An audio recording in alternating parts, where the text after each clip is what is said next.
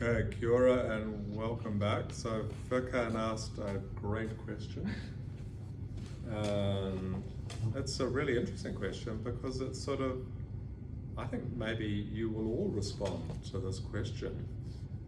And I mean, who likes being controlled? No one. Yeah, so if I say, Furkan, you can do this, but you can't do that, that's probably something everyone rebels against, isn't it? Especially if I'm a kid or a teenager. Yeah, well, I mean, if you're anyone, I mean, I guess in a way, I don't know, when you talk to people about their attitudes to COVID vaccines, it seems that the things that almost most annoyed many people was that control. Yes, I believe in vaccines, but I actually don't like the compulsion implied by no jab, no job. And so, yes, vaccine's great, but compulsion, no. And I think people probably quite respond to a concern about choices, about how they live their lives being taken away from them, and especially in a way, well, even if it's by their parents. So in one case, we've got genetic experts who are choosing what kinds of people get to exist. And you don't want to live in a society if these are Nazis, certainly. But what about even your parents? They love you, but the idea that they would choose your defining characteristics, is that something, how do you feel about that? I mean, if your father was able to exercise control over the way you developed, and not just by choosing to have you, well, that's sort of in a way, we're all sort of created because someone decided to have, a couple decided to get pregnant. Yeah.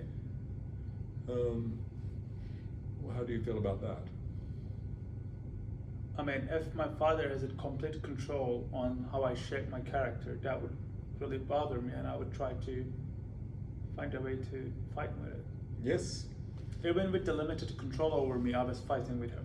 So. Yes. Yeah, imagine if that control extended beyond to my genes. To your genes. So he can not only, as you're growing up, say you are going to study accountancy, but he can actually has the power to add sequences of DNA that he hopes will direct your development so that you really love accounting.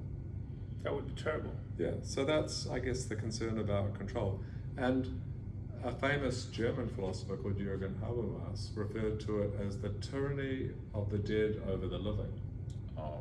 So you may think the dead are all dead and gone, they don't have any control anymore, but imagine the dead are your parents, they've died, but their control over you extends into the choices they've made about your genes. They basically use gene editing technology and they'll be always in my life, even though they're dead. And your father's saying, I may be on my deathbed, but Furkan will always love accounting. So that's the tyranny of, the idea of the tyranny of the dead over the living.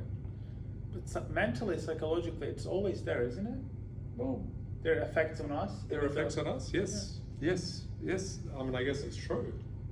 I mean, so this is kind of a liberal response to that, is to say, well, I mean, you're kidding if you think that we don't exercise, if you have children, we don't exercise big time control over them.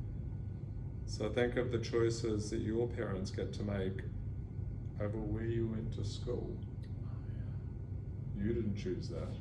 And probably until 18, I didn't choose anything. No. I mean, in a way, how do you, if your parents are very religious and they choose to send you to a school that basically sort of has a religious core to its education. Which was the case for me. Which was the case, and it's the case, I suspect, for lots of people. Well, they probably didn't sit you down as a 4-year-old and say, here are the possibilities. We'll let you choose. I mean, you just went. And it would be kind of crazy to think that that's the way it could be. But I suppose if we already live in a world in which people do, is control the wrong word? Maybe it's influence. I think influence is a better word, because they don't mean to control their kids. They just want better for them, right? Yes, yes. So maybe, I mean, in a way, it's fine. If we convince each other in an argument, or I convince you, you convince me, we've influenced. But there's a difference between that and me saying, believe what I say, or I'll shoot you. Yeah. That's control. Yeah. But is it so bad that we can actually? Is it such a bad thing that we, parents influence each other? And maybe, for the liberal thing, sometimes they influence by sending us to a school. We've got to go to school somewhere. Sometimes they may influence us by selecting our genetic material. Oh, so you say that there's not much of a difference there. Maybe. I mean, But that's a challenging idea to think. well, do you think? Would, I mean, my objection to that would be this, I guess. So I can't rechange my genes, but I can change my life after I realize what happened to me and what kind of an education I got, right? I can decide to be someone else after 18 or after 30 even. But if my genes are determined by my parents, I can't change them, right? Can I? well, I think you might be able to actually. Oh, Okay. So suppose I'm your dad, and I've modified you, genetically modified you, so that you will love accounting. okay. Okay.